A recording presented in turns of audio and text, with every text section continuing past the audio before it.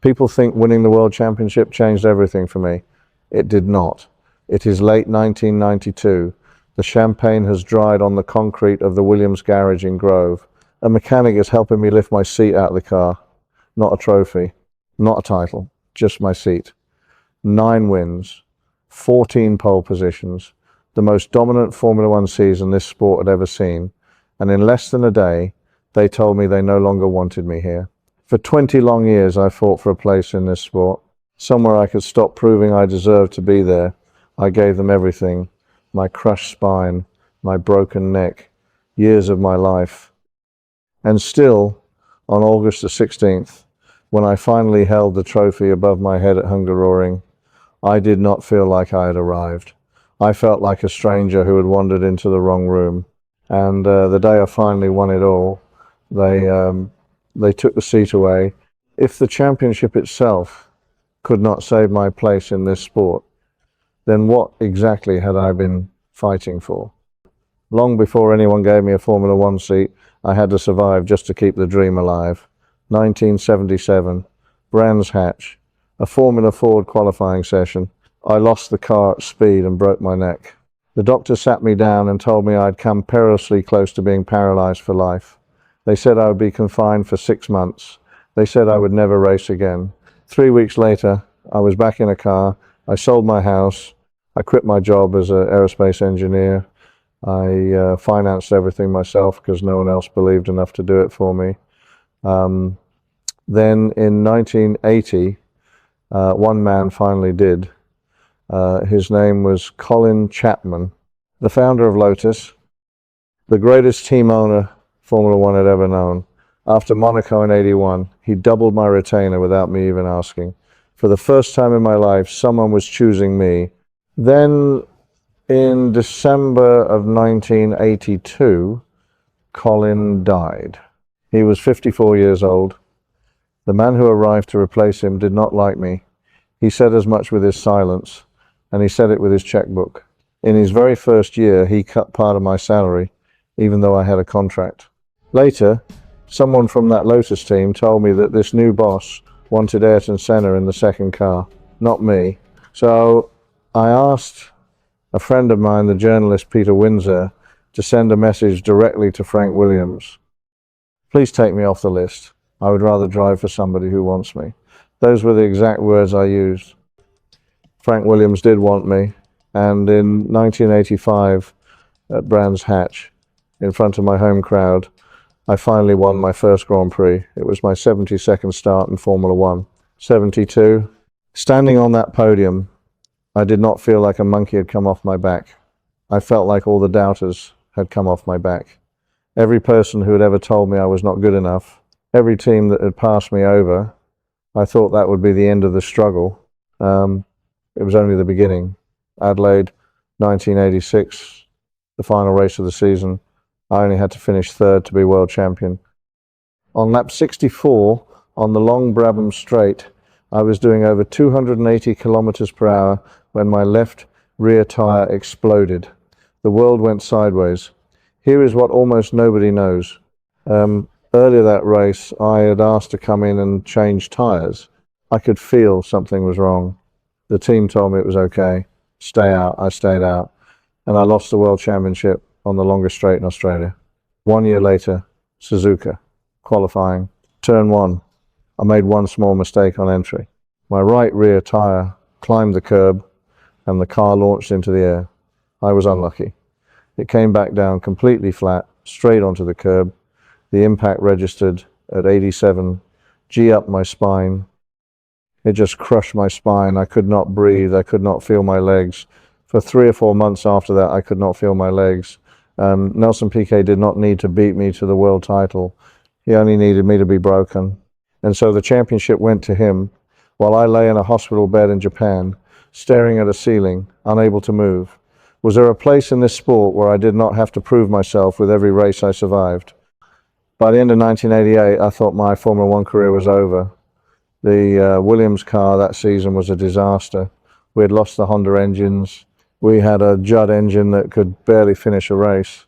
And I had spent 4 years being the number 2 driver, the number 2 in every team meeting, the number 2 in every paycheck. Even when I was the one bringing the team back to the front.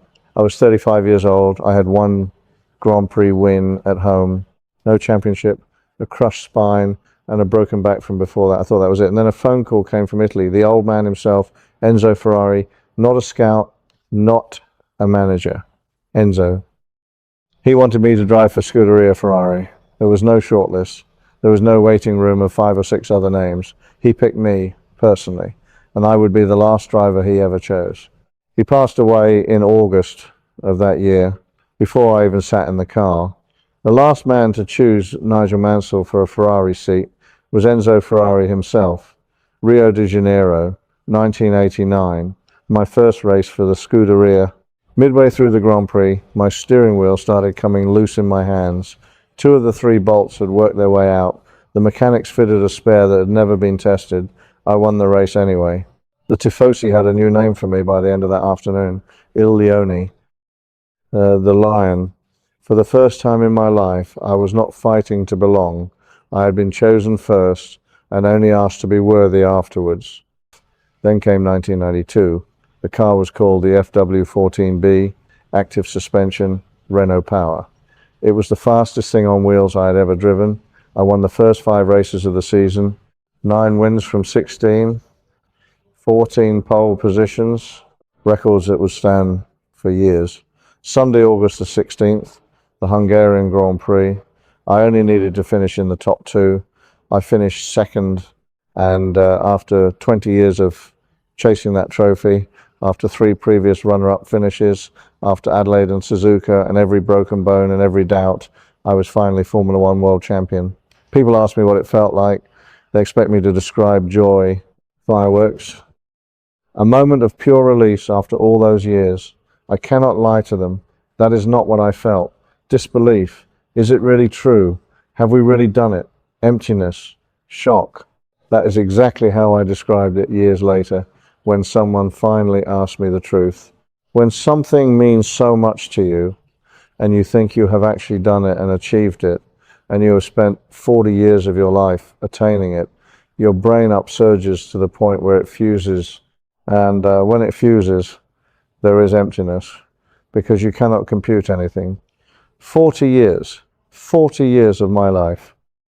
From the boy on the wall watching Jim Clark at Aintree, to the man on the podium at Hungaroring holding the trophy above his head, and I felt nothing. Because deep down, something inside me already knew what was coming.